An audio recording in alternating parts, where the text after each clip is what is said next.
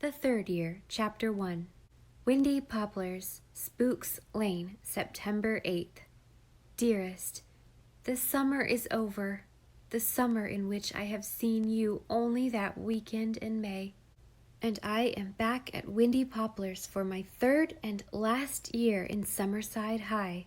Catherine and I had a delightful time together at Green Gables, and I'm going to miss her dreadfully this year. The new junior teacher is a jolly little personage, chubby and rosy and friendly as a puppy, but somehow there's nothing more to her than that. She has sparkling, shallow blue eyes with no thought behind them. I like her. I'll always like her, neither more nor less. There's nothing to discover in her.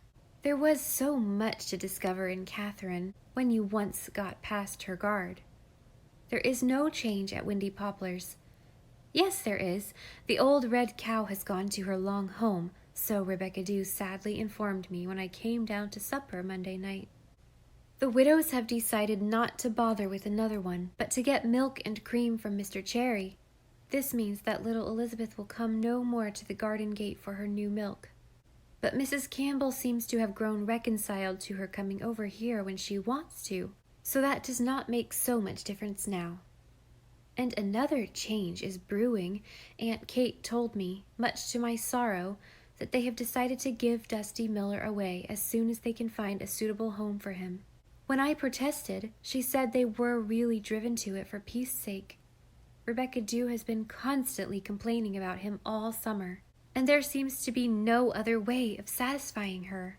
Poor Dusty Miller, and he is such a nice, prowly-purry darling.